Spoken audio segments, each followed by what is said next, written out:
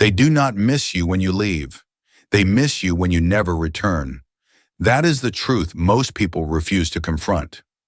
Stay with me because in the next few minutes, you'll see how Stoic wisdom turns silence into your greatest power. Have you ever wondered why silence unsettles someone more than anger ever could?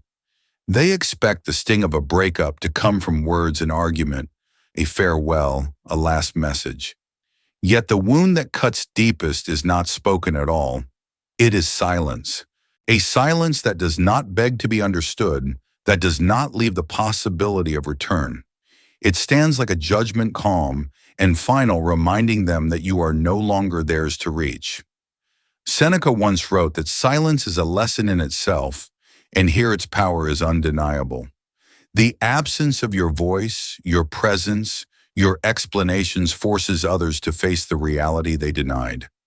It is not anger, not revenge, but a mirror. And in that mirror, they see the weight of their neglect, the truth of what they lost. Silence becomes the most eloquent response, more powerful than any confrontation. It does not argue. It does not explain. It simply declares that you have moved beyond the reach of their grasp.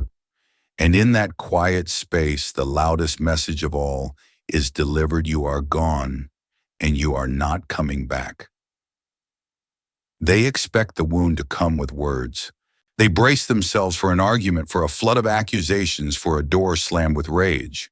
What they never prepare for is the blow that carries no sound at all. It is not the raised voice that undoes them, it is the silence. Because silence does not end with noise, it ends with a void. And a void cannot be reasoned with, cannot be bargained against, cannot be undone. This is where the true weight of absence begins. Epictetus once said that it is not events themselves that disturb us, but our judgments about them. And there is no harsher judgment than the quiet withdrawal of your presence. It does not declare guilt. It does not beg for recognition. It simply ceases, and in its ceasing forces the other person to confront what they have done. Your silence becomes their mirror, and suddenly the excuses that once comforted them vanish. They are left with themselves stripped bare of distractions, left to face the truth of their actions. People expect confrontation to bring closure. They imagine that if the fight erupts, if the words are said, they will have something to grasp onto, even if it is anger. But what Stoics like Seneca understood is that the absence of reaction is the sharpest verdict. In letters to Lucilius, he reminds us that the greatest remedy for anger is delay. And what greater delay exists than refusing to answer at all? The silence delays endlessly. It offers no conclusion. And in that unfinished space, the mind unravels. Consider how the human mind reacts to patterns. We find comfort in predictability, in knowing what comes next. Marcus Aurelius observed in Meditations that human beings are creatures of habit. We become attached even to suffering if it is consistent. That is why when you explain, argue, or return, you keep the cycle alive. The other person knows the rhythm. They count on your return. But when that rhythm breaks, when absence takes the stage, the entire structure collapses. Suddenly, what they believed they controlled now controls them. Your silence is no longer a weakness. It is the weight of authority. Think of it like a battlefield. As long as you respond, as long as you engage, the battle rages. Each word is another volley, each defense, another move in their strategy. But when you withdraw completely, when you refuse to march back onto that field, their weapons fall useless. There is no one left to aim at, no one to manipulate. Seneca said, "The best revenge is not to be like your enemy." And in silence, you achieve exactly that. You deny them the conflict they crave. You do not imitate their chaos. You stand outside of it untouched. This is why absence flips control. As long as you chase, you reinforce their illusion of power. They believe you are tethered to their validation, bound to their approval. But when you disappear, the tether snaps. Suddenly it is they who are bound, chained by questions, tormented by uncertainties. What happened? Why did it end? Will you return? Their mind becomes the prisoner of its own unanswered doubts, and all you did was step away.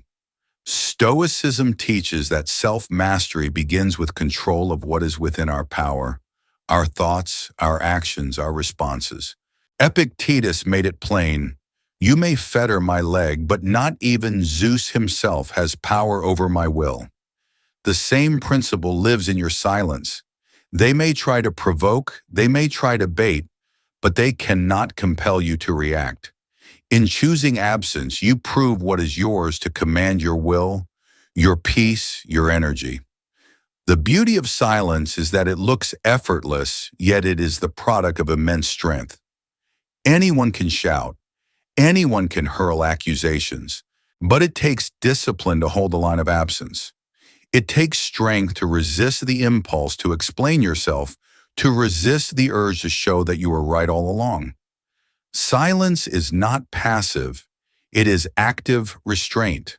And in that restraint, power gathers. Think of the Roman generals who would sometimes win battles not by charging forward, but by refusing to engage on the enemy's terms. They would wait, withdraw, let the opponent collapse under the weight of their own impatience. Your silence is that same strategy. While they rehearse their speeches, while they draft their manipulations, you offer nothing. And in that nothing, their power dissolves. The question arises, what makes this silence so brutal? It is because it denies closure.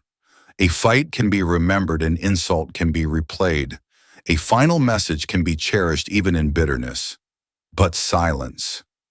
Silence leaves nothing to hold on to. It denies them even the comfort of an ending. Marcus Aurelius advised, the best answer to anger is silence. But he also knew that silence unsettles because it forces self-reflection. When there is no one left to blame, no one left to manipulate, they are left only with themselves. And that often is unbearable. Absence becomes the teacher. It shows them that the connection they thought they controlled was sustained only because you allowed it. It reveals that your presence was the glue, your effort, the foundation, your patience, the bridge. Without you, the structure cannot stand. Your silence dismantles the illusion piece by piece until the reality is unavoidable. And the reality is this: they lost, not because you screamed, but because you chose not to speak at all. And here lies the paradox. They once saw your silence as weakness. They believed that your absence meant defeat, that your refusal to fight meant you had nothing left to say. But in time, they learned that silence was the loudest message you could have delivered. It was not surrender. It was sovereignty. By refusing to argue, you claimed your peace. By walking away, you proved your worth did not depend on their recognition. Imagine the weight of that realization hitting them. All the control they thought they had evaporates. The attention they fed on is gone. The stage they performed on is empty. They can shout, they can gesture, but there is no audience left. Their power depended on your presence, and now it is gone. And in its place stands silence, unyielding, unanswerable, final. This is not cruelty. This is clarity. Seneca reminds us we suffer more in imagination than in reality. Silence forces them into that suffering. Their imagination torments them with questions that will never be answered. But for you, silence frees you from the endless explanations that only drained you. It frees you from the performance of justifying your worth. It returns you to yourself. Absence, then, is not a retreat. It is an advance toward freedom. It is not revenge, but revelation. It reveals the truth of the bond, the strength of your self-control, the dignity of your exit. And while they remain trapped in speculation, you step into peace. That is the true Stoic victory. It is not about punishing the other. It is about mastering yourself. So remember this: the real emotional impact does not come from words shouted in anger or doors slammed in rage. It comes from silence. The silence that does not beg, the silence that does not explain, the silence that simply walks away and never returns. That silence is not emptiness. It is the fullest expression of your strength. It is the verdict delivered without a sound, and once it falls, it cannot be overturned. The most devastating blows in life are not the ones that erupt in noise. They are not the furious arguments, the slammed doors, or the angry speeches that echo long after they are spoken. No, the hardest strike is the one delivered in calm detachment. It is the moment when you decide that silence will speak for you, that you will no longer explain, no longer plead, no longer fight for a place where you were never truly valued. And it is in that quiet withdrawal that the other person begins to crumble. Marcus Aurelius once reminded himself, "The best revenge is not to be like your enemy. Loud anger imitates the one who wounded you. It mirrors their chaos, their lack of control, their desperate need to win at all costs. But calm detachment, that is sovereignty. When you walk away without explanation, when you leave the stage without a final performance, you rob them of the script they rehearsed. You deny them the confrontation they were ready to twist the fight they could have used to justify their own behavior. Instead, you hand them something far worse, the unanswered silence that forces them to look inward. Human beings fear the unknown more than the known. A fight, no matter how painful, has rules. Anger has a beginning, middle, and end. But absence is infinite. It offers no clear edges, no resolution. It gnaws at the mind because it cannot be controlled. Epictetus taught that if something is not within our power, it should not disturb us. And yet nothing disturbs a manipulative mind more than realizing your response. Your presence, your effort once taken for granted, is no longer theirs to command. Think of the manipulator as an actor on a stage. Their control depends on an audience. Every gesture, every word, every tactic relies on you being present to play your part. They provoke because they expect you to react. They push because they expect you to resist. They wound because they expect you to bleed. But when you leave without a scene, the curtain falls.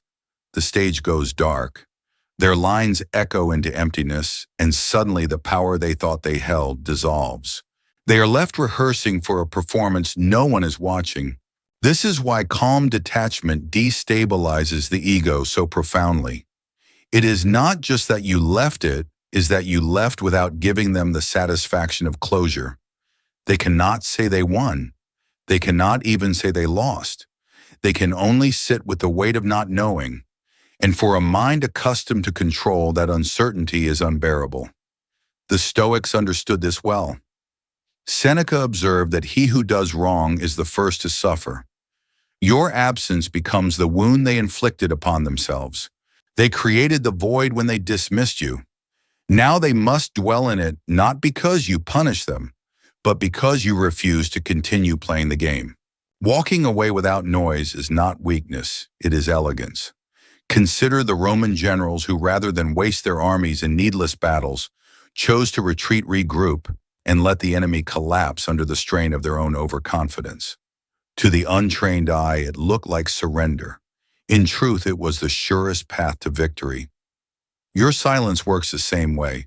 To someone who thrived on your attention, your refusal to engage feels like defeat. It is a war they cannot fight because the battlefield no longer exists.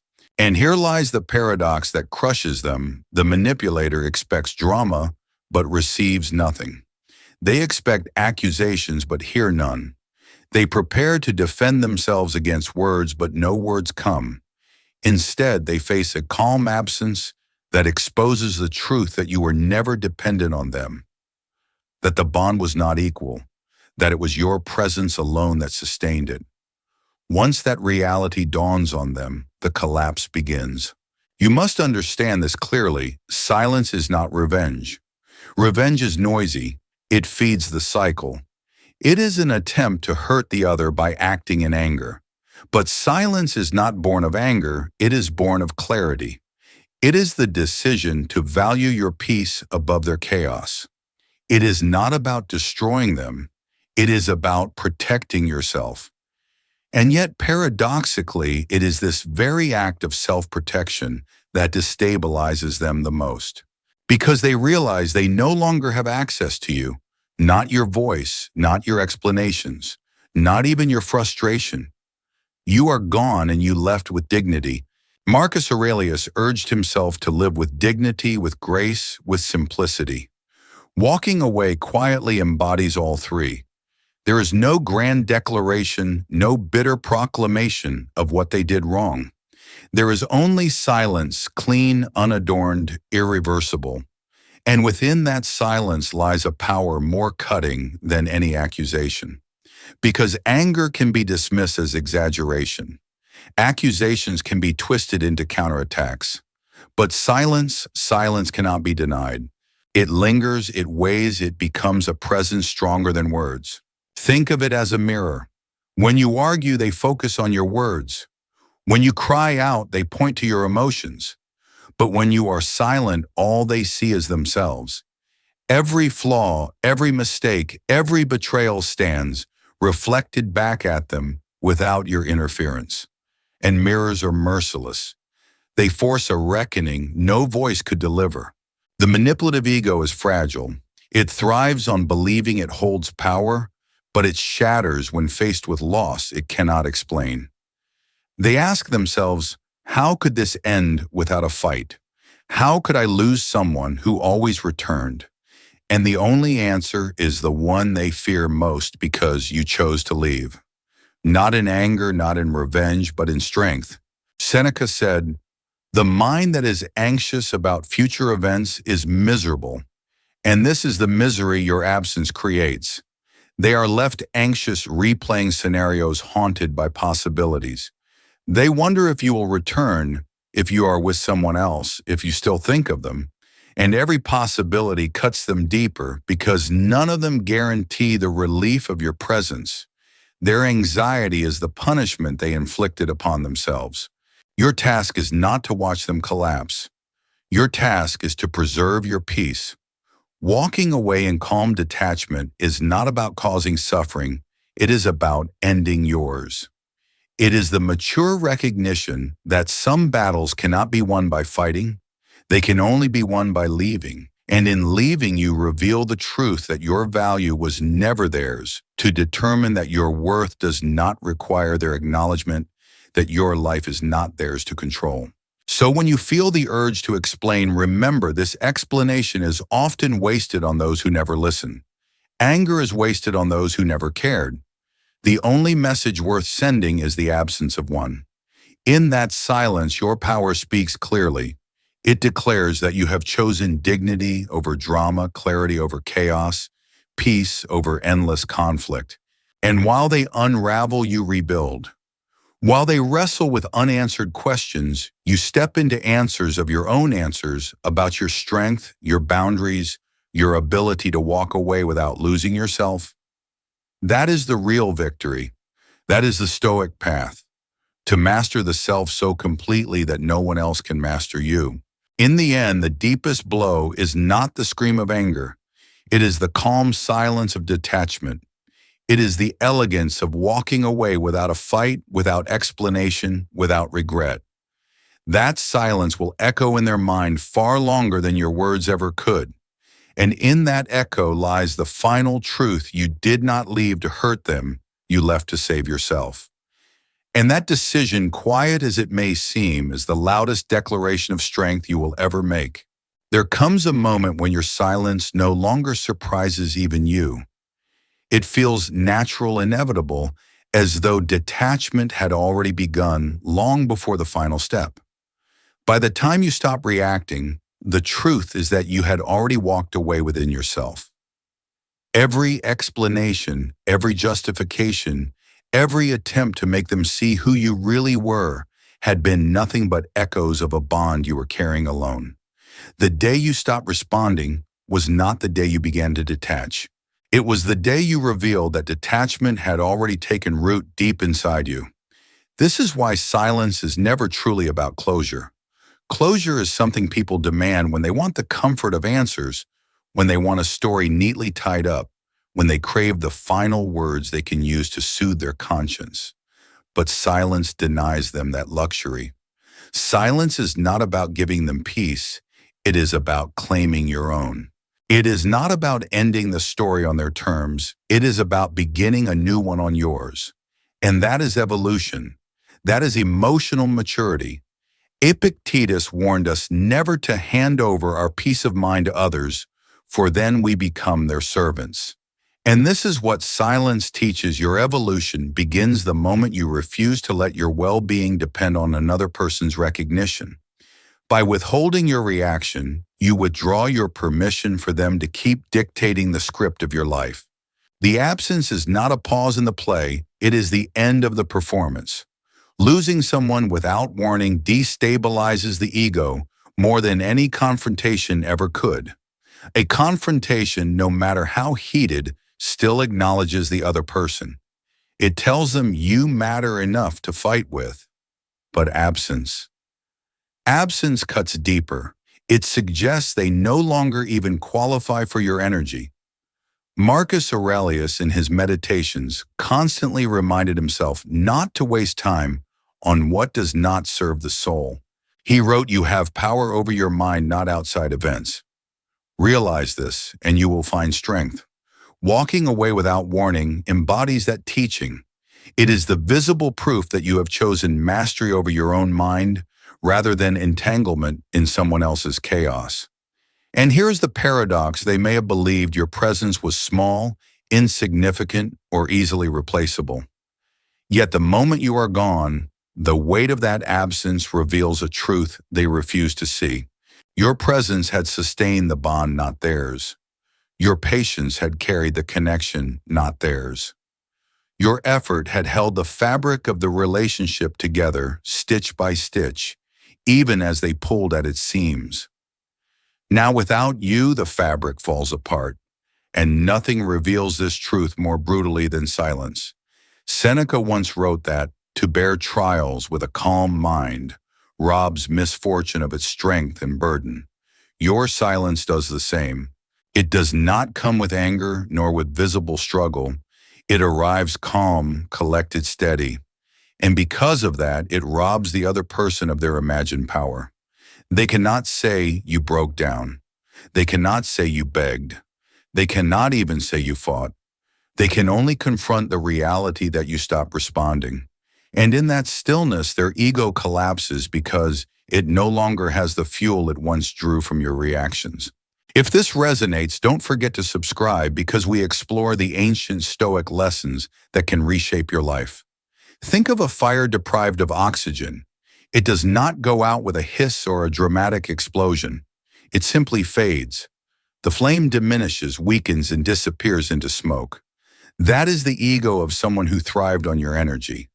The moment you cut off the oxygen of your responses, their fire cannot survive. They wanted you to shout, to argue, to plead, because every reaction proved they still had control. But silence. Silence suffocates their arrogance. It is here that we see the real difference between presence and absence. Presence can be taken for granted, ignored, even dismissed. But absence cannot be ignored. It grows heavier each day, pressing into the mind, reshaping memory itself. What once seemed insignificant becomes monumental when it is gone. Marcus Aurelius reflected that loss is nothing else but change, and change is nature's delight. Your absence becomes the change that forces them to see what they had refused to acknowledge, that you were the one sustaining everything. When you no longer react, you reveal that you have mastered yourself. Self-mastery is the heart of Stoicism. To respond to every provocation is to be enslaved by it. To remain calm, to remain silent, to walk away without looking back, that is freedom. It is the freedom Seneca described when he said, "The greatest blessings of mankind are within us and within our reach." Your reaction was always within their reach. Your silence is not. And that is what terrifies them. For them, the absence feels like punishment. They scramble to interpret it. Are you angry? Are you with someone else? Are you planning to return? But for you, it is not punishment. It is preservation. You are not depriving them out of cruelty. You are protecting yourself out of wisdom. And in that wisdom lies the most elegant form of power, the power that does not need to announce itself, the power that does not need to prove itself, the power that simply exists. Imagine the weight of realization when it finally dawns on them. Every time they dismissed your presence, it was you holding the bond together. Every time they minimized your voice, it was you carrying the silence. Every time they took you for granted, it was you who kept showing up. Now that you are gone, they are forced to confront the truth. And the truth is merciless. They did not lose you in a fight, they lost you in silence. And silence leaves no room for excuses. This is the essence of strategic silence. It is not passive, it is deliberate. It highlights the difference between presence, which they overlooked, and absence, which they cannot endure. It exposes the imbalance they refuse to admit. It makes visible the invisible weight of all you contributed. And it does so without a single word spoken. So let them wonder. Let them wrestle with the unanswered questions. Let them collapse under the weight of what they refused to see while you were still there. Your task is not to explain, not to fight, not to grant closure. Your task is to evolve, to master yourself, to grow into the emotional maturity that knows peace is worth more than persuasion, that silence speaks louder than noise, that absence can teach what presence never could. And in that evolution, you reclaim the greatest freedom of all the freedom to walk away without regret. You are no longer bound to their chaos, no longer tethered to their ego, no longer responsible for their illusions. You have stepped into a higher kind of strength, a strength that does not depend on being heard, but on knowing that you no longer need to speak. That is the power of silence. That is the mark of maturity. And that is the truth no ego can survive, the realization that the bond was always sustained by you, and that your absence, calm and final, reveals it more clearly than words ever could. The harshest departure is not the one filled with slammed doors or final speeches. It is the disappearance that arrives without warning. This kind of absence does not announce itself, does not offer explanations, does not provide the comfort of an ending. It simply happens. And because it happens without sound, without signals, it devastates more than any argument ever could. The absence becomes brutal because it denies closure, and denial of closure is a punishment no one prepares for. People can survive a fight.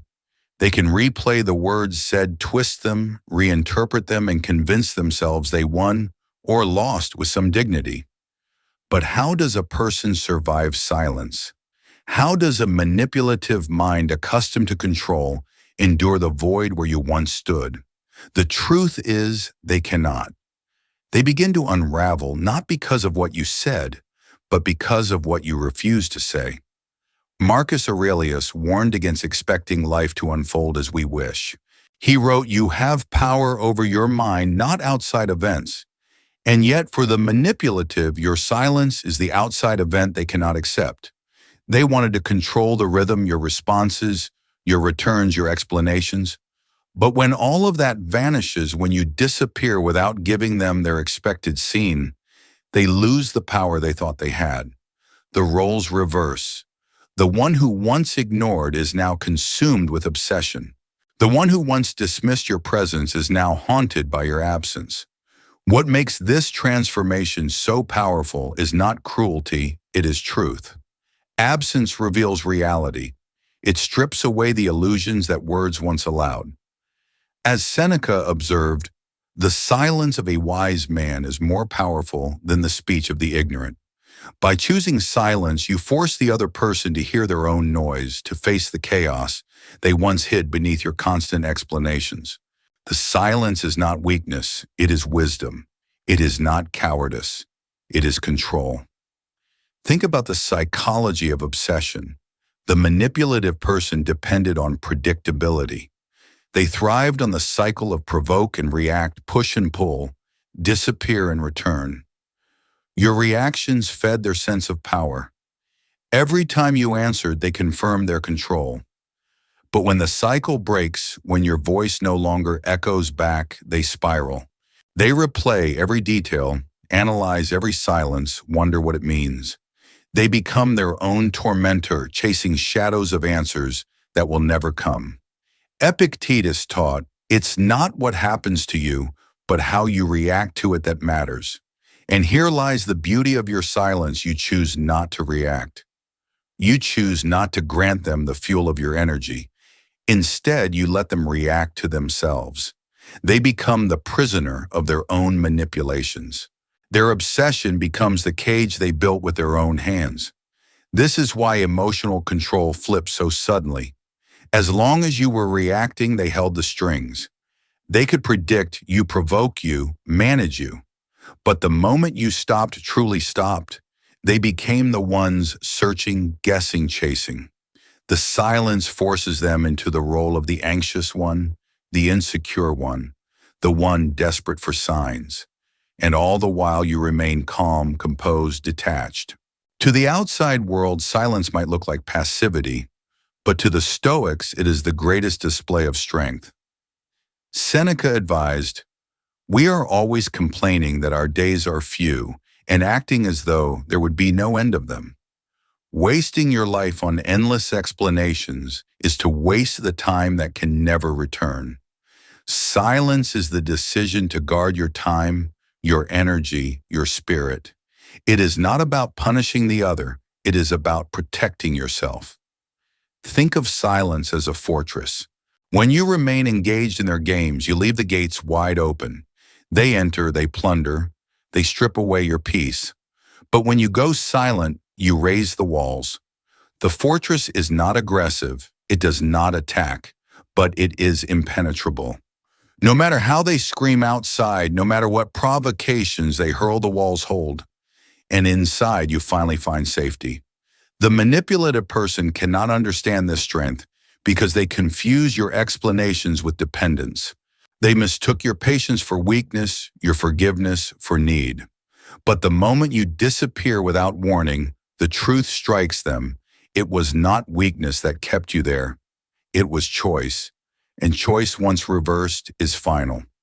Marcus Aurelius said, if you are distressed by anything external, the pain is not due to the thing itself, but to your estimate of it.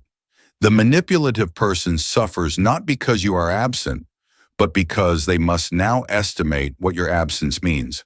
Their mind fills with speculation. Are you gone for good? Have you moved on? Do you still think of them? Every unanswered question becomes a torment.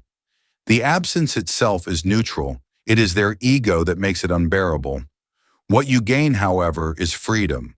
No longer bound to the exhausting cycle of defense and justification, you find peace and stillness. The silence that drives them mad heals you. The absence that destabilizes their ego stabilizes your soul. For the first time, you stop wasting energy where it is not honored.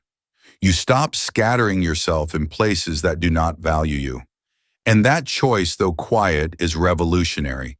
So let them obsess. Let them question. Let them chase phantoms of closure they will never receive. That is their work, not yours. Your task is to preserve your dignity.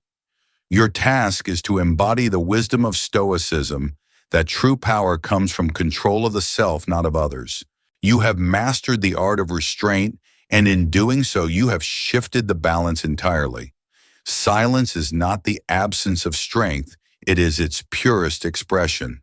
It does not scream, it does not demand, it does not attack. But it ends things more completely than any argument could. And when you disappear without warning, you deliver a verdict they cannot overturn. The bond is broken, the cycle is over, the control is gone. And though they may collapse under the weight of that absence, you rise. You rise not in noise, but in peace. You rise not in anger, but in clarity. You rise with the knowledge that your silence is not revenge, it is protection. And in that protection, you step into the life that was always waiting for you, free of their chaos, free of their control, free at last to belong to yourself. Disappearing with dignity is not weakness, it is the final act of strength. It is the quiet mark that says the cycle is over, that the doors once kept open are now closed with calm, deliberate hands. And because it arrives without spectacle, it hits harder than any outburst ever could. Toxic cycles do not end in noise. They end in silence, in the steady choice to walk away with composure, leaving behind no trail to follow and no explanation to cling to. Marcus Aurelius, in his Meditations, urged himself to act not as one who must prove something, but as one who is already complete. When you disappear with dignity, you embody that wisdom. You do not argue for your worth. You do not plead for recognition. You do not stand at the gates of someone else's approval, waiting to be let in. You walk away because you have remembered what the Stoics taught, that your value is self-contained, that your peace does not depend on their permission. And this is where the torment begins for the one left behind. Questions rise like a storm. Did I lose them? Are they coming back? Have they already moved on? Each question cuts deeper because it receives no answer. Human beings can endure many things, but uncertainty gnaws at the mind in ways that words never could. An argument can be replayed, reshaped, used as closure. Silence, however, denies them even that. Silence leaves only a void, and the void becomes torture because there is no ending, no final explanation, no last moment they can hold on to. Seneca once wrote that to be everywhere is to be nowhere. In the same way, to explain yourself endlessly is to give yourself away until nothing is left. Dignified absence refuses this waste. It is not about punishing the other person, it is about conserving your own energy. It teaches a vital lesson you no longer need to explain. You no longer need to beg for understanding from someone who was never willing to see you clearly. And in learning that you reclaim what was always yours, your dignity. The manipulative mind collapses when its tools no longer work. Their weapons were not fists or screams. They were subtle games, provocations, withdrawals, accusations, rehearsed apologies. They thrived on the cycle of pulling you in and pushing you away. But every game depended on your reaction. Every move relied on your participation. When you withdraw with calm silence, their machinery breaks down. The gears that once spun so smoothly grind into uselessness. The performance they perfected falls apart because the stage is empty. Epictetus told his students that if you want to be invincible, place your hope only in what is within your control. And what is in your control? Your decision not to engage, not to return to the battlefield where you were wounded. Disappearing with dignity is the ultimate act of invincibility because it places your well-being firmly in your own hands. The manipulator can scream, provoke, or plead, but none of it reaches you. They no longer hold the strings. You have cut them quietly and the freedom is yours. Imagine the irony for the one left behind. They believed they had control because you always reacted. They thought they had power because you always explained. They assumed you would always come back because you always had. And now, without warning, the chain has snapped. They asked themselves, how could this end without a fight? But the answer terrifies them. It ended because you stopped needing to fight.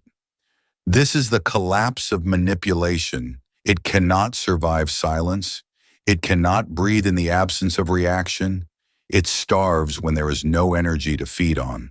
The games that once controlled you now control them because they are trapped in their own overthinking, their own confusion, their own obsession with the questions that will never be answered.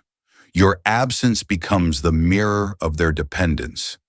Without you, they are forced to face the truth. It was never balance. It was never mutual. It was your patience, your forgiveness, your energy that sustained everything. And now it is gone. Marcus Aurelius reminded himself daily to act as if you were already dying. In other words, waste no time. Do not squander your brief existence on the trivial manipulations of others. When you disappear with dignity, you honor that truth.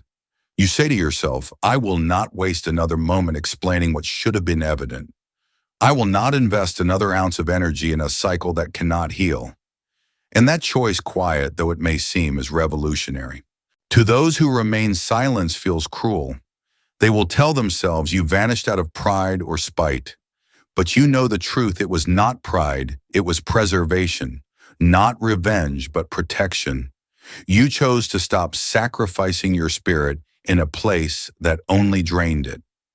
You chose to turn absence into a shield, a quiet barrier between you and the cycle that once consumed you. And what remains for them is the torture of unanswered questions. They will replay the last words, the last moments, searching for a clue. They will ask themselves what they missed, where it went wrong, how they lost someone without even realizing it. And each time they ask, the silence answers with nothing. That nothing is what breaks them. That nothing is what reveals the truth that they underestimated the strength of someone who no longer needs to beg. You, on the other hand, rise. You rise not because you shouted, but because you refused to. You rise not because you won an argument, but because you walked away from it. You rise with the clarity that your life is no longer bound to their games. Your silence is not the absence of power, it is the essence of it. Seneca urged his friend Lucilius to live as if each day were a completed life. To disappear with dignity is to complete the chapter without asking for someone else's approval of the ending. It is to say this story is finished without waiting for applause. And though it may leave the other person lost in confusion, it leaves you free. So do not fear silence. Do not fear the absence that feels like loss. For the Stoic, absence is not loss, it is liberation. It is the refusal to keep pouring your spirit into a vessel that only leaks. It is the quiet turning of the page when you realize the chapter no longer deserves another word. And that silence, that calm, that dignified exit is more powerful than any confrontation could ever be. Because in the end, toxic cycles do not end with one person winning and the other losing. They end when one person simply refuses to play. And the moment you walk away with dignity, the game is over. The greatest shock is not your anger nor even your departure. It is the fact that you did not return. Strategic silence carries its weight not in noise, but in the disruption of expectation. They thought they knew you. They believed they could chart your movements, predict your reactions, rely on your need to explain yourself. They believed that no matter what storms they caused, you would always circle back. But silence breaks that pattern. Silence destabilizes because it severs the rhythm of return. The Stoics understood that expectation is the root of suffering. Epictetus told his students, when you are about to embark on any action, remind yourself of what kind of action it is. If you go to the baths, picture the people who splash, the people who jostle, the people who steal. In this way, if anything happens, you will not be surprised. Yet what happens when the manipulator has built their entire strategy around expecting you to always come back and suddenly you do not? Their world collapses. Their certainty disintegrates. They are confronted with the one thing they cannot bear: unpredictability. This unpredictability is your power. When you no longer respond, when you vanish from the stage they once commanded you, introduce chaos into their order. They cannot predict you. They cannot map your steps. They cannot rely on the old rhythm of provocation followed by reaction. The silence breaks their compass, and without direction they spin into confusion. And confusion quickly turns into obsession. The mind hates a vacuum. Where it cannot find answers, it fills the void with questions. Did they move on? Are they with someone else? Do they still think about me? Each question multiplies, feeding anxiety until what once seemed like control now feels like torment. The same person who once ignored you now cannot ignore your absence. The same person who once dismissed you now cannot dismiss their own racing thoughts. The silence becomes a maze with no exit, and every corner leads back to the same dead-end uncertainty. Marcus Aurelius reminded himself, "You have power over your mind, not outside events. Realize this, and you will find strength." But the manipulative person has no such discipline. Their mind becomes the battlefield. They try to control what cannot be controlled you. And in failing to do so, their fragility is exposed. Their wounded ego reveals itself trembling under the weight of unpredictability. For the first time, they realize they no longer hold the reins. This fragility is not loud. It does not appear as rage or drama, though it may try to disguise itself that way. It appears in the late-night questions, the restless searches, the desperate attempts to provoke some kind of response. It appears in the haunting fear that maybe this time you really are gone. And because there is no answer, no closure, no predictable return, that fear eats away at them like rust on iron. The absence becomes not just a silence, but a storm. Each day without you feels heavier than the last, because the mind craves patterns and silence offers none. Seneca warned we suffer more often in imagination than in reality, and in your absence their imagination becomes their greatest enemy. They conjure images of you happy without them, thriving in places they no longer have access to, building a life where their presence no longer matters. These images torture them not because they know them to be true, but because they cannot prove them false. This is why strategic silence destabilizes so deeply it robs them of certainty. Certainty is the ego's shield. Certainty says, I know who you are, I know where you'll be, I know you'll return. But uncertainty shatters that shield. And once it is gone, the ego stands exposed, trembling, desperate for reassurance that never comes. For you, silence is clarity. For them, silence is chaos. And this reversal of experience is what reveals the imbalance that had always existed. While you were present, they were careless. While you explained, they ignored. While you returned, they took it for granted. But when you withhold all of it, your voice, your presence, your explanations, the truth becomes undeniable. They did not sustain the bond. You did. And without you, it collapses. Think of silence as the Stoic exercise of withholding. Epictetus reminded his students to distinguish between what is within our control and what is not. When you stop reacting, you take back control of what is yours, your energy, your peace, your time. And in doing so, you reveal the fragility of the person who believed they had power over you. For all their bravado, their ego cannot handle the lack of control. They cannot endure the reality that their influence over you has ended. The irony is sharp. The one who prided themselves on indifference now obsesses over your absence. The one who acted as if you were replaceable now trembles at the thought that they were the disposable one. The silence turns the mirror around, and the reflection is unbearable. They see themselves as they truly are, not powerful but powerless, not in control but lost, not desired but desperate. Your silence becomes their teacher, though they may never admit it. It teaches them that people are not possessions. It teaches them that neglect has consequences. It teaches them that when presence is abused, absence follows. And while they writhe in the chaos of uncertainty, you step into calm. You have chosen restraint not as a weapon, but as a shield.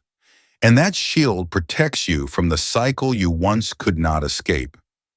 Marcus Aurelius wrote, "If you are distressed by anything external, the pain is not due to the thing itself, but to your estimate of it.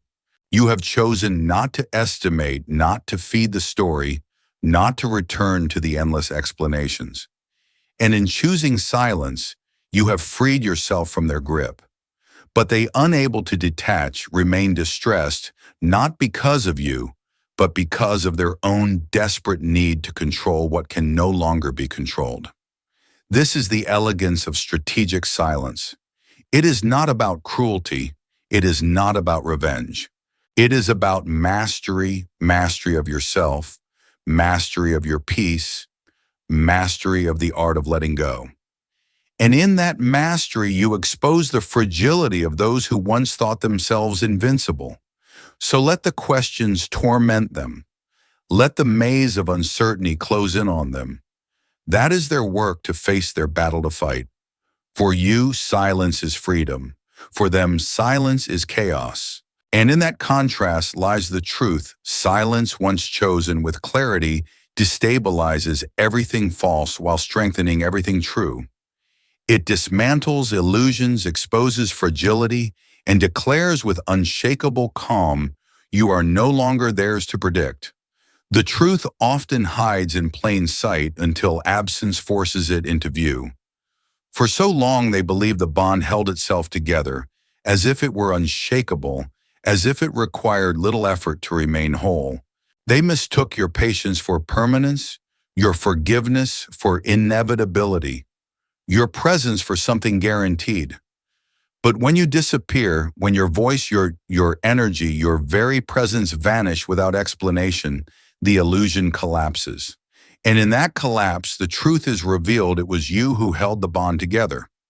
Marcus Aurelius reminded himself that what stands in the way becomes the way.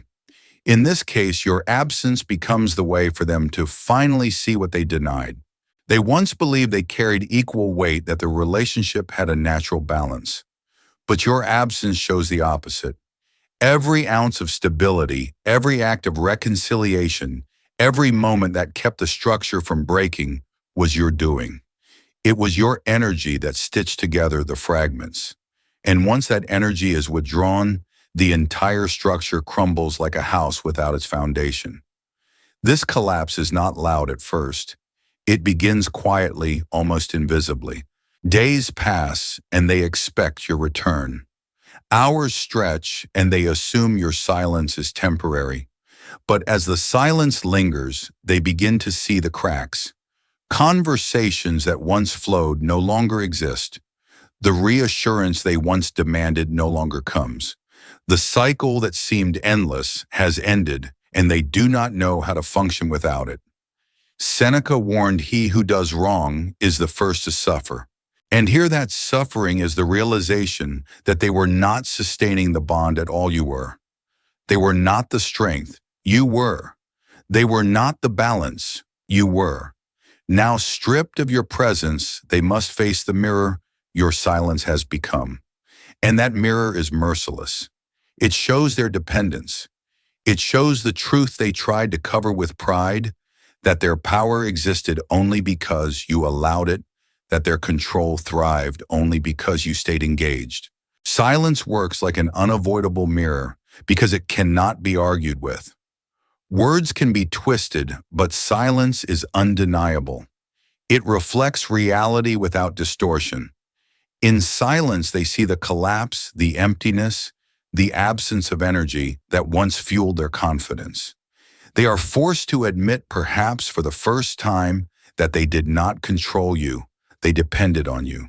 They depended on your replies, your patience, your willingness to carry the weight they refused to acknowledge. The collapse grows heavier because manipulation cannot survive in silence. Manipulation is theater, and like any performance, it requires an audience. Without you, the stage is empty. The lines rehearsed so carefully fall into nothingness. The gestures once used to provoke no longer land. The drama that once consumed your time has no one left to play to. The game ends not because they stopped playing, but because you walked away from the board. Epictetus taught, remember, it is not he who gives abuse or blows who insults, but the view we take of these things as insulting.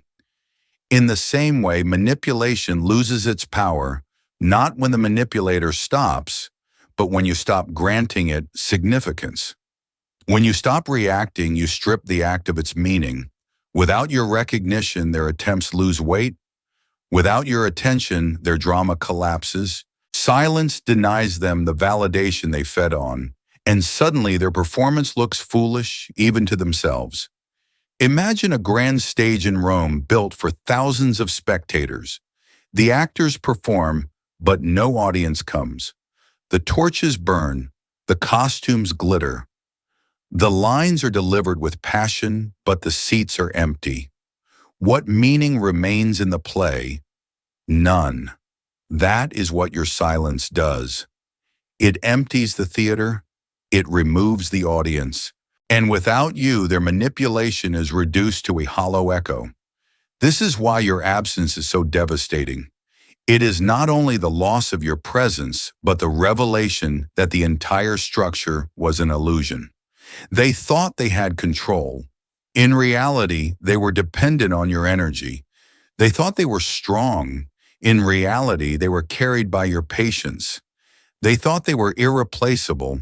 In reality, they were sustained only by your choice to stay.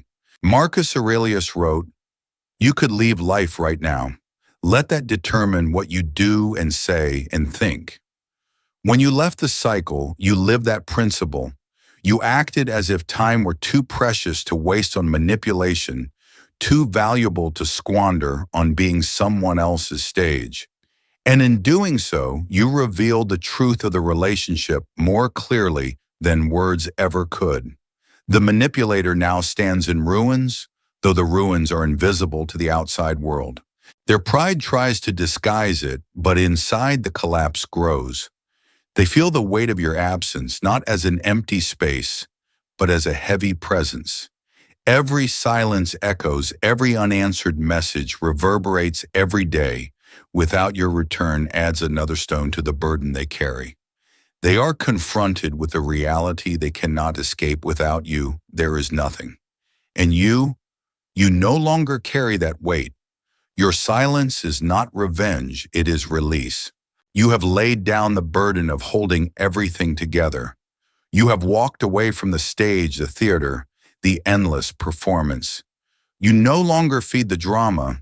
You no longer sustain the illusion. You choose peace over chaos, dignity over explanation, growth over stagnation. Seneca once said, "It is not the man who has too little, but the man who craves more that is poor." The manipulator craves your return, craves your attention, craves your energy. And in that craving, they reveal their poverty. You in your silence reveal your wealth, the wealth of self-mastery, the wealth of peace, the wealth of no longer needing to beg or justify.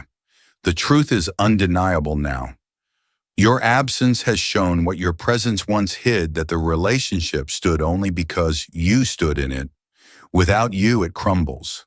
Without your energy, it collapses. Without your reactions, manipulation loses its stage. And though they may rage or deny or disguise the collapse with arrogance, the mirror of your silence continues to reflect the truth.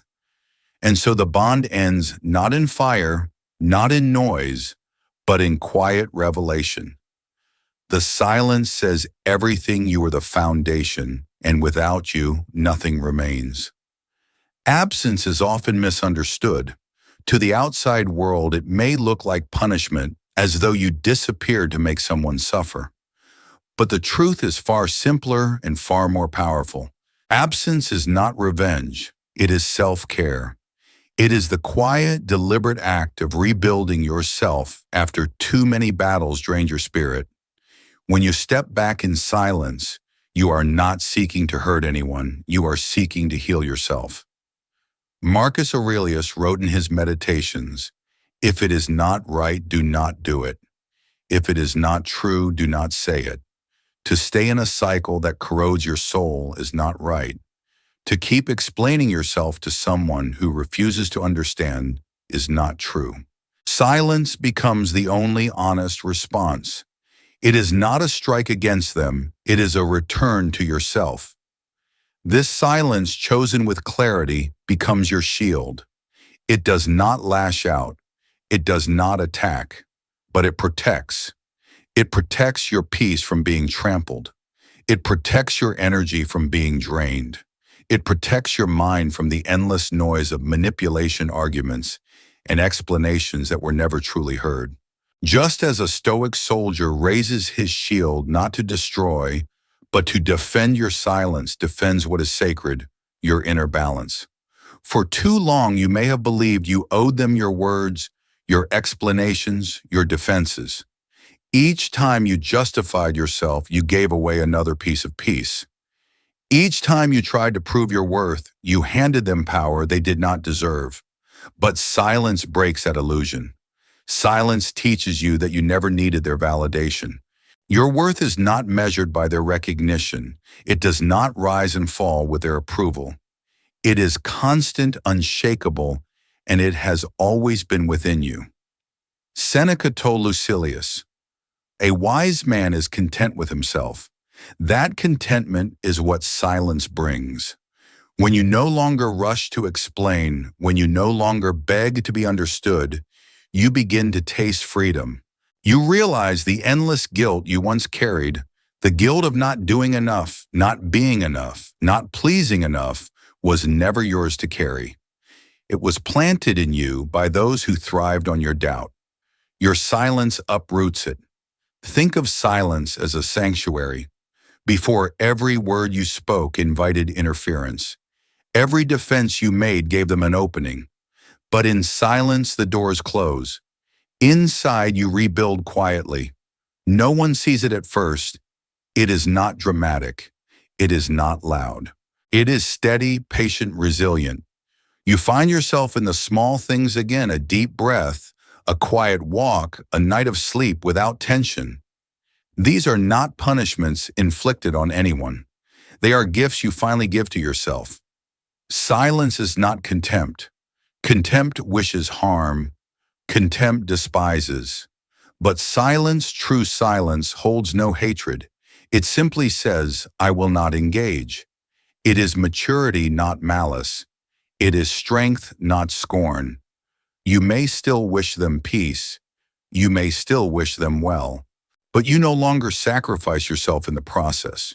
You recognize that stepping away is not about lowering them. It is about raising yourself out of harm's reach. Epictetus taught that it is impossible for a man to learn what he thinks he already knows. Your silence is not meant to teach them, it is meant to remind you. To remind you that wisdom is not found in convincing others, but in mastering yourself. When you no longer feel the compulsion to correct their lies or prove your truth, you have stepped into a deeper form of freedom. You have learned the lesson Stoicism insists on, that peace comes not from controlling others, but from controlling yourself.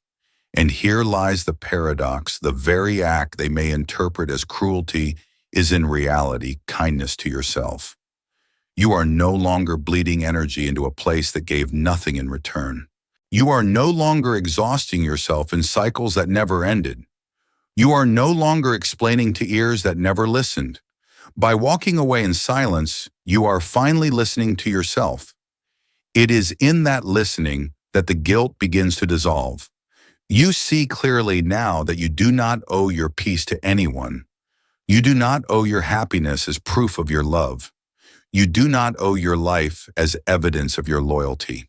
You owe only one thing: to live with integrity, with dignity, with respect for the life you have been given. And silence is how you honor that. Marcus Aurelius urged himself, "You could leave life right now. Let that determine what you do and say and think. If you had only one day left, would you spend it explaining yourself to someone who never cared to understand? Or would you spend it in peace with dignity, rebuilding what is yours?" Silence chooses the latter. Silence is the act of living as though your time is too precious to waste on chaos. So when you disappear, do not let them convince you it is punishment. It is protection.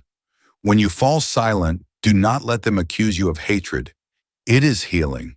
When you step back, do not let them call it weakness. It is wisdom. You are not retreating from life, you are reclaiming it. And in this reclamation, something extraordinary happens. You stop feeling guilty. You stop apologizing for being tired, for needing space, for wanting peace. You realize that needing rest is not weakness, it is human. You realize that preserving your peace is not selfish, it is necessary. You realize that silence is not absence, it is presence with yourself. The Stoics taught that the mind is our greatest possession. To protect it is the highest duty. And silence is your way of fulfilling that duty. It is not about turning your back on others. It is about turning your face toward yourself, toward growth, toward clarity, toward strength. So let your silence stand. Let it shield you. Let it rebuild you. Let it remind you every day that you are whole without their approval. You are worthy without their recognition. You are free without their permission. Because absence is not a weapon in your hand, it is a shelter around your soul. And in that shelter, you are no longer small. You are no longer fragile. You are no longer guilty. You are whole. Absence, when brief, may seem like a pause. But when sustained, when you hold it with consistency and calm, it ceases to be a pause, it becomes the new reality. What begins as silence transforms into a routine, and that routine hardens into something irreversible. The other person waits at first thinking your quiet will break. They expect the old rhythm to return. But each day that passes without a word, each moment you resist the pull to explain or react, becomes proof that the silence is permanent. Marcus Aurelius reminded himself, if it is endurable, then endure it. Stop complaining. And what they face now is not your anger, not your complaints, it is your endurance. The kind of endurance that holds absence without faltering. They may tell themselves the silence is temporary, but deep inside they begin to feel its permanence. It is not a tactic. It is not a punishment. It is the truth that you have left and you are not coming back. The mind, desperate for certainty, begins to twist your silence into stories. They misinterpret it because they cannot accept it. To them, your absence must be revenge, or rejection, or abandonment. They tell themselves you are punishing them, trying to hurt them, teaching them a cruel lesson. But your silence is none of these. It is not revenge because it does not strike back. It is not rejection because it does not diminish their humanity. And it is not abandonment because it is not impulsive. It is simply the decision to protect yourself. Seneca wrote, "No man is more unhappy than he who never faces adversity, for he is not permitted to prove himself." And here their adversity is your silence. They must face it. They must prove themselves against it. Yet every story they invent, every interpretation they cling to, only deepens their suffering. They cannot see the truth that your absence is not aimed at them. It is aimed at preserving you. And so the ego begins its restless fight. They attempt to provoke, to bait, to reignite the old dynamic. A sudden message, a subtle accusation, a calculated gesture meant to draw you back into the familiar cycle. But it fails. Because silence, once sustained, no longer responds to provocation. It is not a temporary stance. It is a decision rooted in clarity. They throw sparks, but the fire does not catch because you are no longer there to provide the fuel. This failure terrifies them. For so long they believed they had control. They believed that no matter how far you drifted, you would always circle back. They trusted in your patience more than their own behavior. But now definitive absence proves them wrong. It proves you were not bound. It proves you were not theirs to command. It proves you could leave, and you did. Epictetus said, "Freedom is the only worthy goal in life. It is won by disregarding things that lie beyond our control." Your silence is the embodiment of that freedom. You stop chasing what was outside your control, their recognition, their apology, their validation. In doing so, you won the freedom they cannot understand. And it is that freedom that terrifies them most because it proves the bond they once trusted in has dissolved beyond repair. The absence now has a life of its own. It does not wait to be explained. It does not beg to be noticed. It simply exists steady and unyielding. And in its steadiness, it delivers a message louder than any confrontation ever could. You are gone, not for a moment, not for a phase, but for good. To them, this realization is unbearable. They would rather face your anger than your silence. Anger at least engages. Anger at least acknowledges them. But silence does not. Silence denies them the comfort of reaction. Silence leaves them alone with themselves, with the consequences of their own actions, with the truth they cannot rewrite. Marcus Aurelius observed that the impediment to action advances action. What stands in the way becomes the way. Your silence is that impediment. It blocks their attempts to control you, and in doing so it forces them into a new path. A path where they no longer dictate the terms. A path where they must face the truth without distraction. A path where their ego, once inflated by your reactions, now shrinks under the weight of your absence. Definitive absence terrifies because it exposes what was always fragile beneath the surface. They thought the bond was unbreakable, but it was held together by your willingness to stay. They thought they had control, but it was your energy that gave them power. They thought they were irreplaceable, but your silence proves otherwise. What they feared most has come true, not that you argued, not that you confronted, but that you left quietly and permanently. And you stand not in anger, but in peace. You hold the silence not as a weapon, but as a shield. You do not need to explain because you have nothing left to prove. You do not need to defend because your absence already speaks for you. You do not need to punish because their own conscience, fueled by uncertainty and regret, punishes them more than you ever could. Seneca said, "It is not that we have a short time to live, but that we waste a lot of it." Your absence is the refusal to waste another moment. It is the refusal to keep pouring into a cycle that only drained you. It is the mark of wisdom, of maturity, of self-respect. So let them misinterpret, let them provoke, let them search for cracks in your silence that do not exist. Your task is not to correct them, not to explain yourself, not to ease their suffering. Your task is to preserve your peace, to guard your dignity, to live the life that silence has made possible. Because in the end, definitive absence is not a tactic. It is a transformation. It is not about teaching them, it is about freeing you.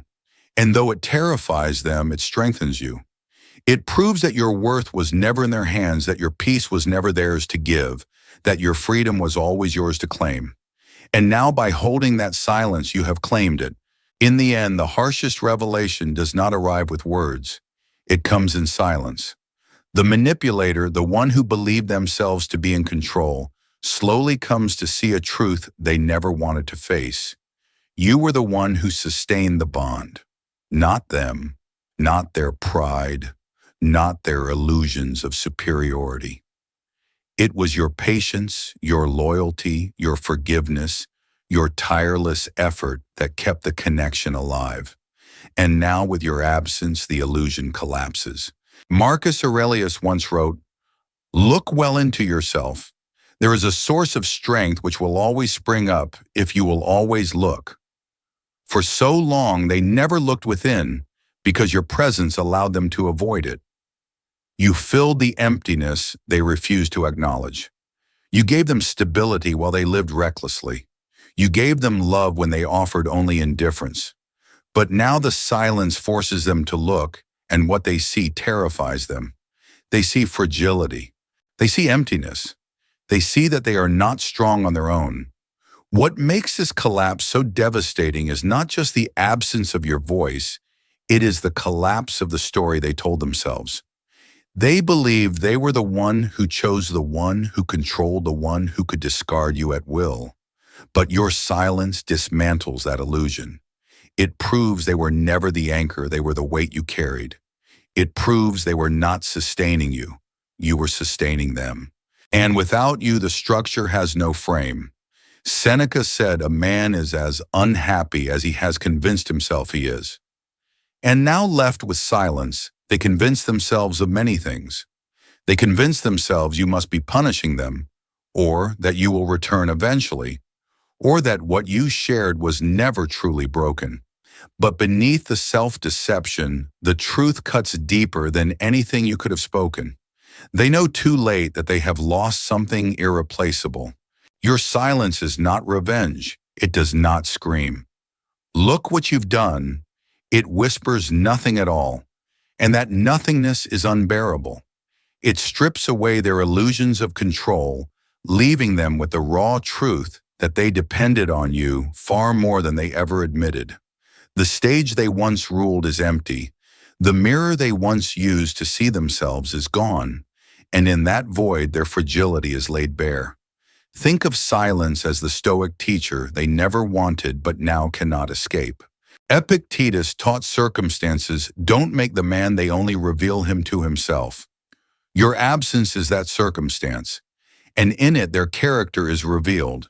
They are not strong without you. They are not whole without your presence.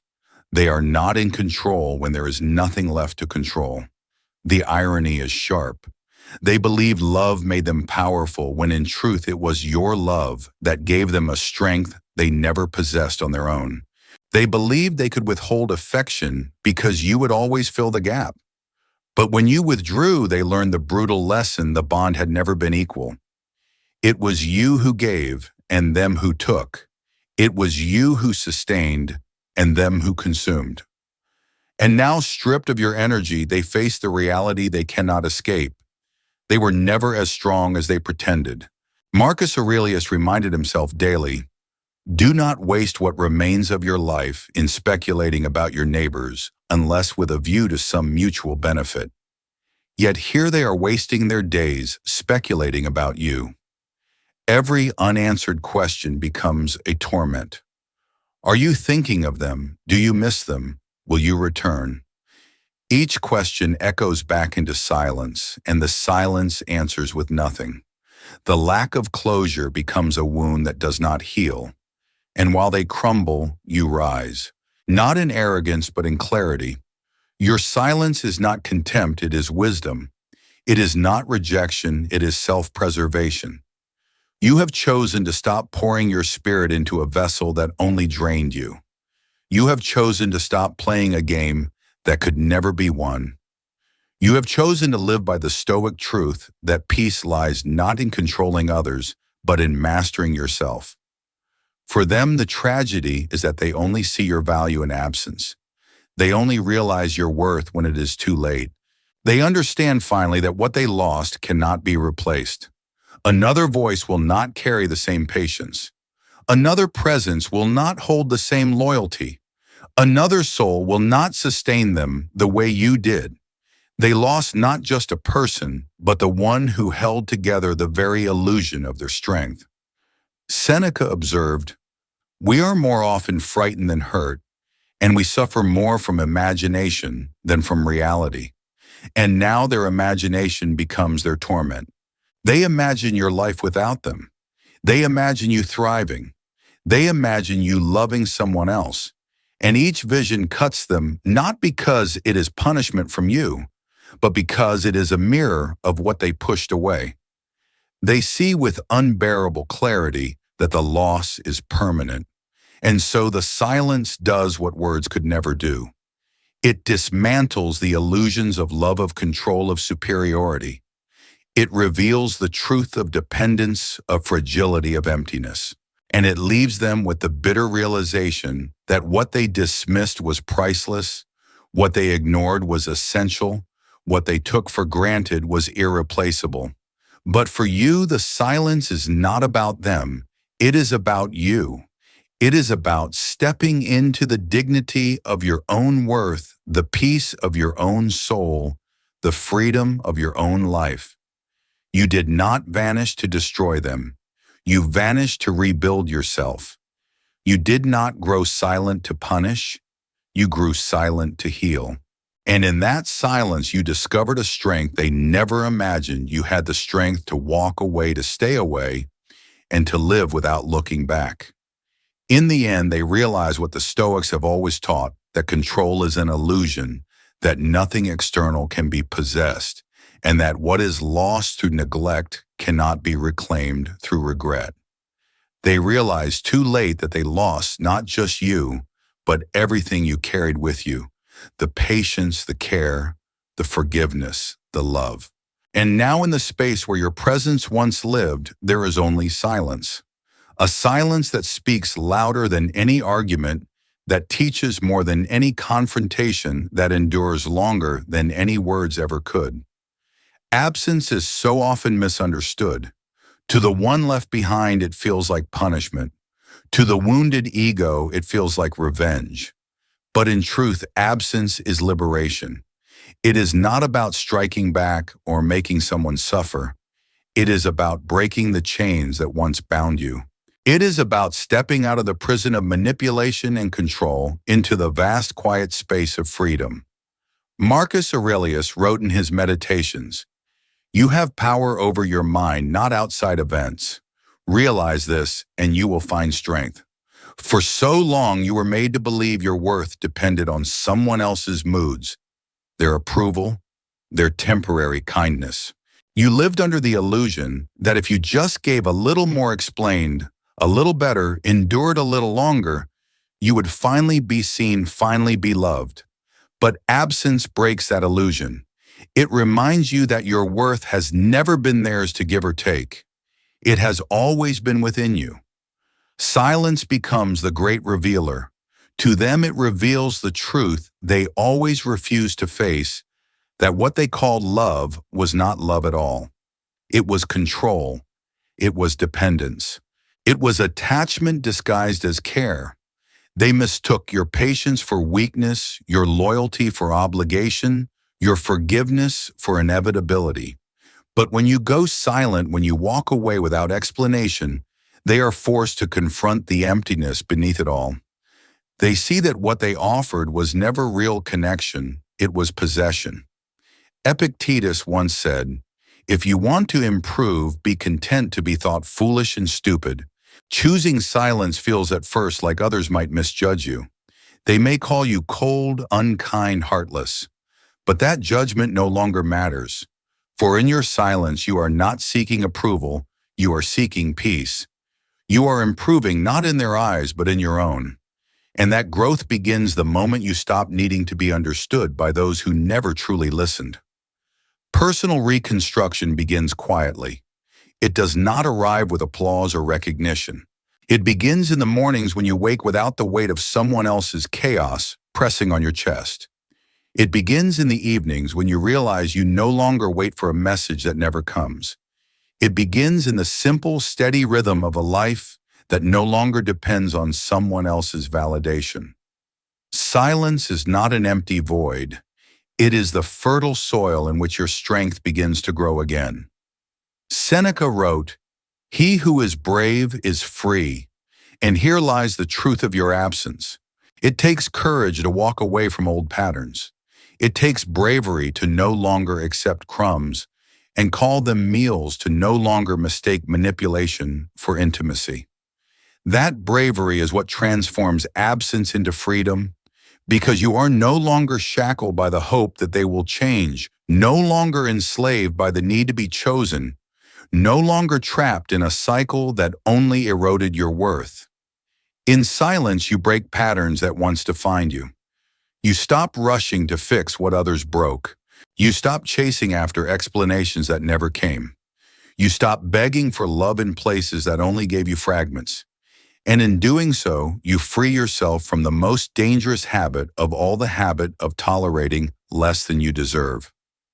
Marcus Aurelius reminded himself daily, "Waste no more time arguing about what a good man should be. Be one. You too waste no more time arguing about what love should look like in the mouth of someone who never practiced it. You no longer argue for your worth. You no longer try to convince someone to see your value. Instead, you live it. You embody it. You practice it not in noise, but in quiet dignity. The silence is not coldness, it is clarity. It is not rejection, it is redirection.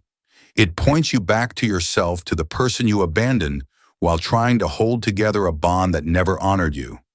In silence, you hear your own thoughts again. In absence, you begin to feel your own strength again. And slowly you remember what you had forgotten: you were always whole, even when someone else convinced you that you were not. To them, this silence is unbearable. They replay the past, searching for clues, trying to understand how they lost control. They may even tell themselves it was sudden, that you acted without warning. but deep down they know. They know every moment of neglect, every act of arrogance, every dismissal of your effort led here.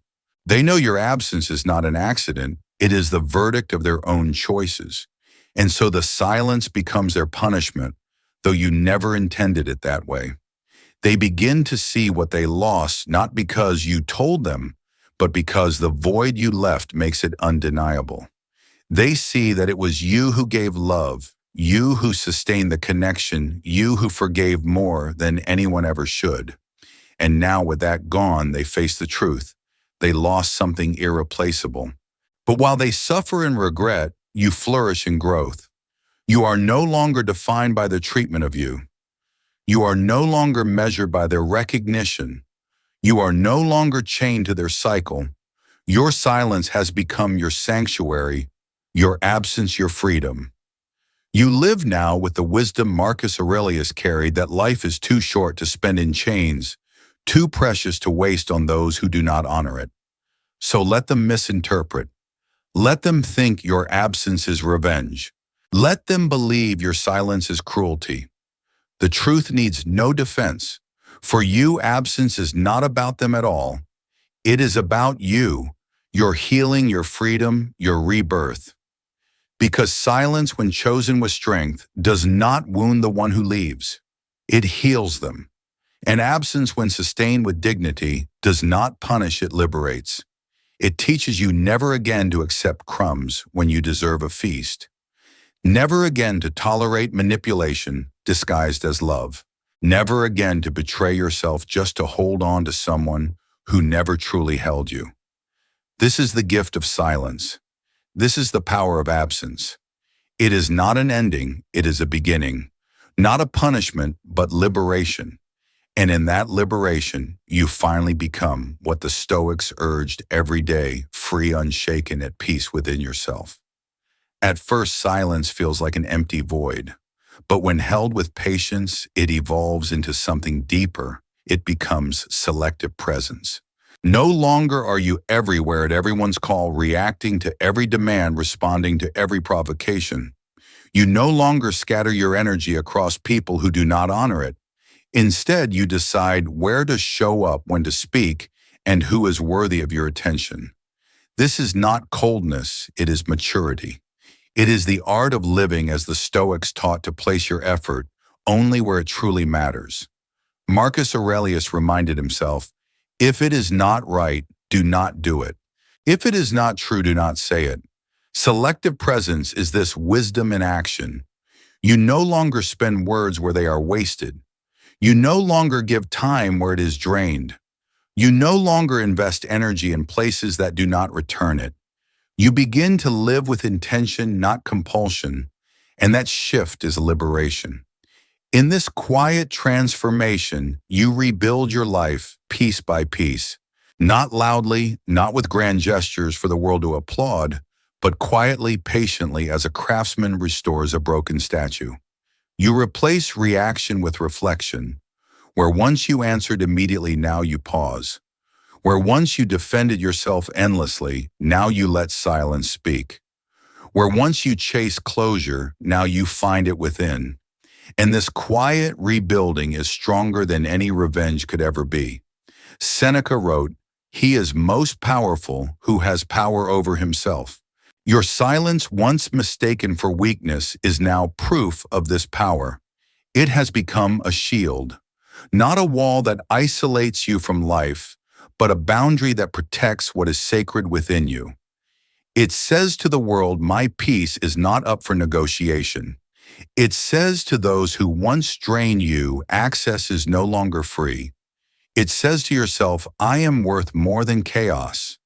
And with every day you hold this shield, you feel your strength deepen.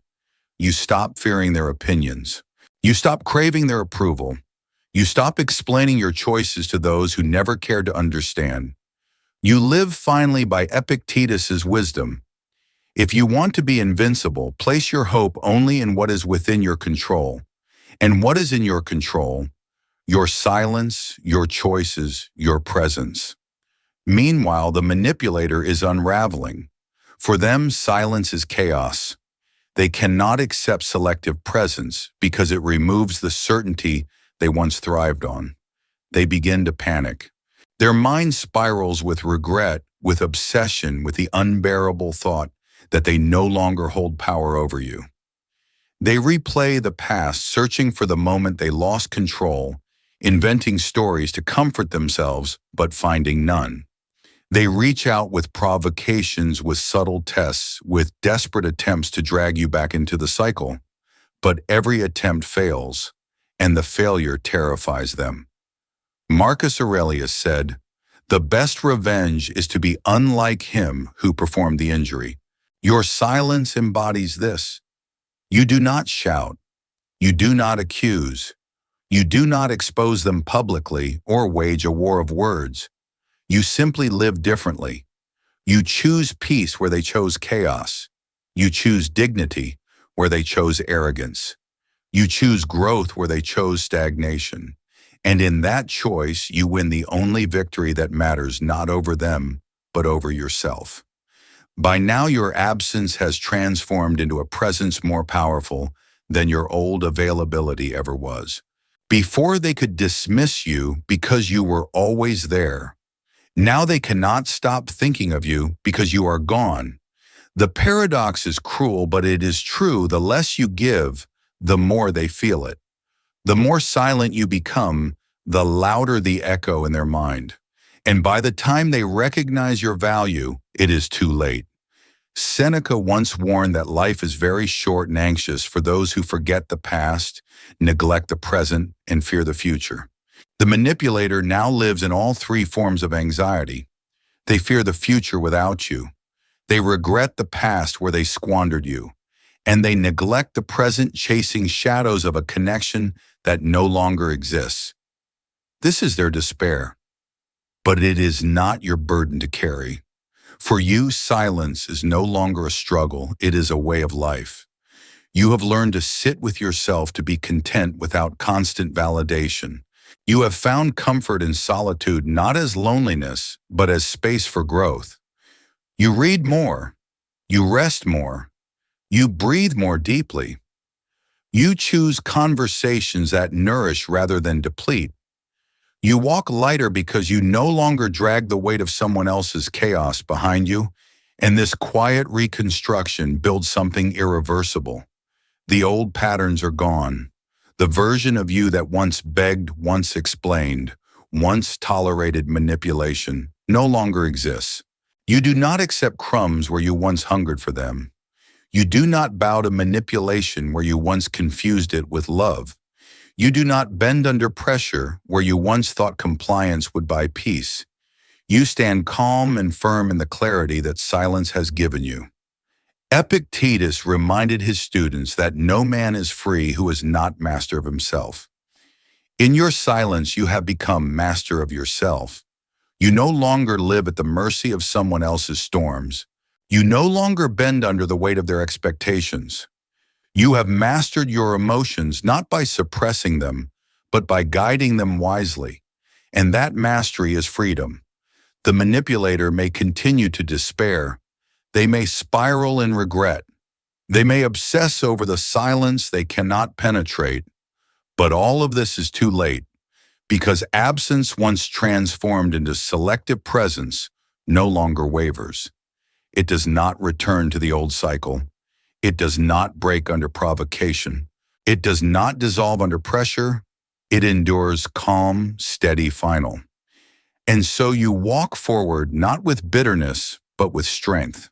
Not with hatred, but with clarity.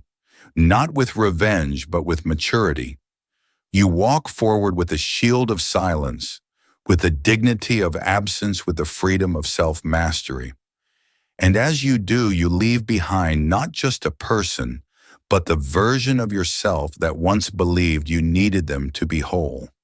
In truth, you were never incomplete. You only needed the space, the silence to remember it. The most devastating blow is not anger. It is not the slammed door, the heated argument, or the final speech filled with accusations. The most devastating blow is absence without return. It is the silence that does not break the quiet, that does not explain the disappearance that does not reverse. For the one left behind, this absence is unbearable. For you, it is liberation. Marcus Aurelius wrote in Meditations, "The best revenge is not to be like your enemy." Strategic silence embodies this truth. It does not mirror their cruelty with cruelty. It does not answer manipulation with manipulation. It simply withdraws. It refuses to fight battles that are not worth fighting. It refuses to waste life's precious hours on explanations that would never be heard. In silence, you rise above their chaos, and by rising, you leave them trapped in it. Silence is both protection and revelation. It protects you because it keeps you from being pulled back into a cycle that only drained you. It shields your peace, your energy, your dignity, but it also reveals the truth to them and to you. It shows them that what they called love was dependence, that what they called connection was control, that what they thought was strength was nothing but fragility disguised as pride.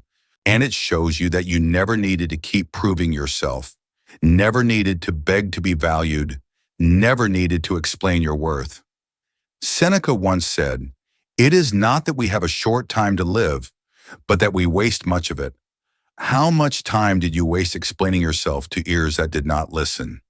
How much of your life was spent proving your devotion to someone who dismissed it? Silence marks the end of that waste. It says no more. It says, "My time is mine again." It says, "I will not waste another breath on those who thrive on my exhaustion." Your absence is not born of pride. It is born of exhaustion, of carrying a weight that was never meant to be carried alone. It is born of clarity, of realizing that continuing to stay would mean betraying yourself. Pride seeks to punish. Clarity seeks to preserve. Your silence is not punishment, it is healing. It is the gentle but firm decision to walk away so that you can grow. It is the wisdom to stop bleeding where you are not fed. Epictetus taught freedom is the only worthy goal in life. It is won by disregarding things that lie beyond our control. And what was more beyond your control than another person's arrogance, their unwillingness to change, their refusal to see your worth? Strategic silence is how you reclaim that freedom. You stop trying to control them. You stop hoping they will change. You stop placing your life in their hands. You take it back quietly but firmly, and in doing so, you free yourself. For the other person, the silence is unbearable. They are left with emptiness, regret, and a haunting realization they lost access permanently. No second chances, no hidden doors, no final arguments to reopen the wound. Just absence. And in that absence, they face themselves. They see that what they thought was unshakable was held together only by your effort. They see that what they dismissed so easily was priceless. They see that the one they thought would always return is gone, not in anger, but in peace. Their regret comes too late. Their obsession arrives when the door is already closed. Their attempts to provoke, to regain control, to pull you back into the game fail. Because absence once sustained becomes the ultimate verdict.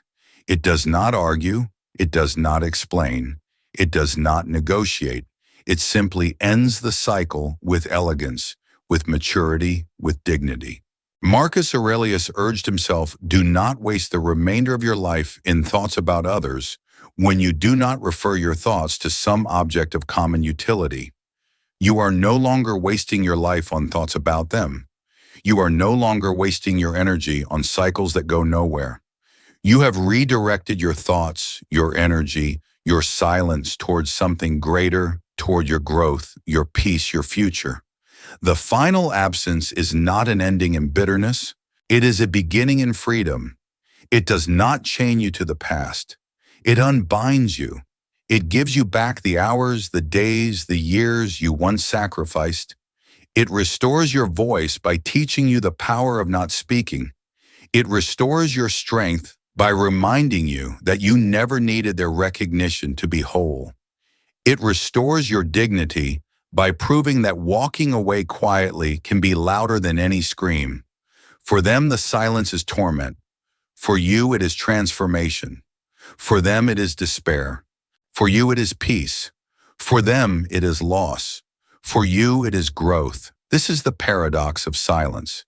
To the ego that feeds on control, it feels like death. To the soul that longs for peace, it feels like rebirth. It is the quiet severing of chains, the invisible reconstruction of the self. The steady decision to step into life not as a victim of someone else's chaos, but as the master of your own calm. Seneca said, "A man who suffers before it is necessary suffers more than is necessary." You no longer suffer unnecessarily.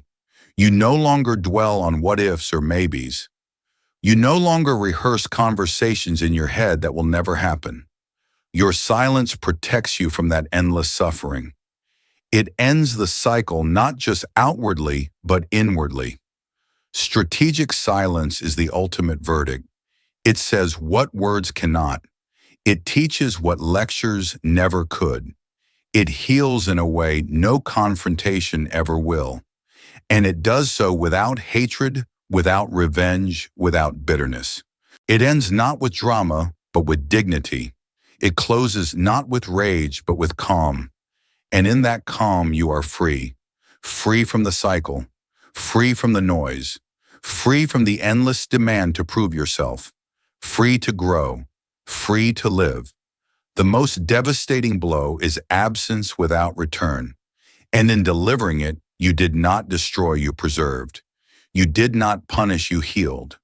You did not abandon, you liberated yourself. The other is left with emptiness, regret, and the echo of what they lost. But you are left with silence that no longer feels heavy. You are left with peace. You are left with freedom. That is the elegance of Stoicism.